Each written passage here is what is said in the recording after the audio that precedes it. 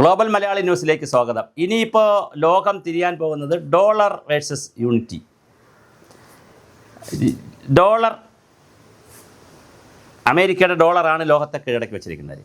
അതിനെ വെല്ലാൻ യൂണിറ്റ് എന്ന പേരിൽ ഒരു ബാസ്ക്കറ്റ് പോലത്തെ ഒരു സംവിധാനമൊക്കെ കൊണ്ടുവന്നു. അതായത് ആറ് രാജ്യങ്ങളുടെ, ബ്രിക്സ് രാജ്യങ്ങൾ എന്നറിയപ്പെടുന്ന ബ്രസീൽ, പിന്നെ റഷ്യ, ഇന്ത്യ, ചൈന, ദക്ഷിണാഫ്രിക്ക, സൗത്ത് ആഫ്രിക്ക, 5 രാജ്യങ്ങളുടെ ബ്രിക്സ്, BRICS 5 രാജ്യങ്ങളുടെ ഒരു ഉച്ചകോടി റഷ്യയിലെ കസാനിൽ നടന്നു 2024. ഇപ്പോൾ കഴിഞ്ഞ വർഷമാണ്.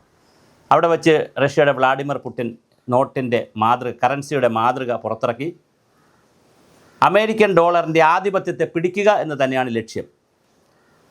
അവർ ഈ ലോകത്ത് മുഴുവൻ വന്ന് അമേരിക്കൻ ഡോളറാണ് ഏറ്റവും കൂടിയതെന്നും ബാക്കിയുള്ളവരുടെ ഡോളറെല്ലാം, ബാക്കിയുള്ളവരുടെ രൂപയായാലും നമ്മുടെ രൂപയായാലും യെൻ ആയാലും കറൻസികൾ, ഏത് കറൻസി ആയാലും, ഏത് രാജ്യത്തിൻ്റെ കറൻസി ആയാലും അതെല്ലാം മൂല്യം കുറഞ്ഞതാണ്, അമേരിക്കയുടെ ഡോളറാണ് ഏറ്റവും മൂല്യം ഉണ്ടാക്കുന്നതെന്നൊരു കാഴ്ചപ്പാട് അവർ ലോകത്തുണ്ടാക്കി വെച്ചിട്ടുണ്ട്.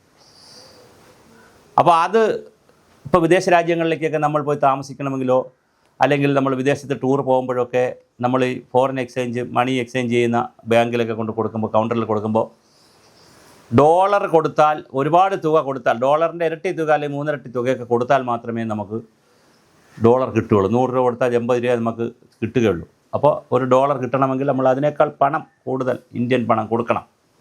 അപ്പോൾ അത് വലിയൊരു വിഷയമാണ്. അപ്പോൾ ലോകരാജ്യങ്ങളൊക്കെ ഫേസ് ചെയ്യുന്നൊരു വിഷയമാണ്. അതുകൊണ്ട് തന്നെ ബ്രിക്സ് രാജ്യങ്ങൾ ഒന്നിച്ചൊരു തീരുമാനമെടുത്തിരിക്കുന്നു. ഇനി വരുന്ന 25-ലാണ് ഇപ്പം വരാൻ തീരുമാനിച്ചത്, വന്നിട്ടില്ല, ഉടനെ വരും. പക്ഷേ ചിലപ്പോൾ 26-ലെങ്കിലും അത് വരും. ഈ 5 രാജ്യങ്ങൾ ചേർന്നുകൊണ്ട് യൂണിറ്റ് എന്ന പേരിൽ പുതിയൊരു കറൻസി ലോകത്തിറക്കുകയാണ്. ആ കറൻസി വന്നു കഴിഞ്ഞാൽ തീർച്ചയായിട്ടും അതിൻ്റെ മൂല്യം കൂടി നിശ്ചയിക്കപ്പെട്ട് കഴിഞ്ഞാൽ, വാല്യൂ കൂടി നിശ്ചയിക്കപ്പെട്ട് കഴിഞ്ഞാൽ ഡോളറിൻ്റെയും മുകളിലേക്ക് അത് പോകാൻ സാധ്യതയുണ്ട്. അത് വളരെ ഗൗരവതരമായിട്ടാണ് ഈ വിഷയങ്ങൾ പോയിക്കൊണ്ടിരിക്കുന്നത്. എന്തായാലും ഡോളറിനെ കിടത്താൻ യൂണിറ്റ് വരുമോ എന്ന് നമുക്കറിയില്ല. 5 രാജ്യങ്ങൾ, അതും പ്രധാനപ്പെട്ട രാജ്യങ്ങളാണ്. ബ്രിക്സ് രാജ്യങ്ങൾ ഇടയ്ക്കിടയ്ക്ക് സമ്മേളനം ചേരാറുണ്ട്. ഈ സമ്മേളനത്തിൻ്റെ ഒരു കസാനിൽ ചേർന്ന 2024 സമ്മേളന തീരുമാനമാണ് ഇത് ഉണ്ടാക്കാൻ തീരുമാനിച്ചത്. അപ്പോൾ ഇനിയിപ്പോൾ വരുന്ന വർഷങ്ങളിൽ ഇതിൻ്റെ ഒരു കാലം വരുമോ? ഡോളറിനെ വെല്ലാൻ യൂണിറ്റിന് കഴിയുമോ?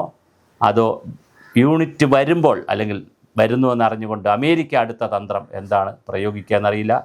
ലോകരാജ്യങ്ങളെ കൂട്ടിയോജിപ്പിച്ച് അമേരിക്കയും പുതിയ കറൻസി തന്ത്രങ്ങളുമായിട്ട് രംഗത്ത് വരുമോ? അതോ കറൻസിയുടെ മൂല്യം കുറയ്ക്കുമോ എന്നൊക്കെ ഉള്ള, അതിന് കൂട്ടുമോ അതറിയില്ല, എന്താ ചെയ്യുന്നറിയില്ല. അപ്പോൾ അത്തരത്തിലുള്ള ചർച്ചകൾ നടക്കുകയാണ്.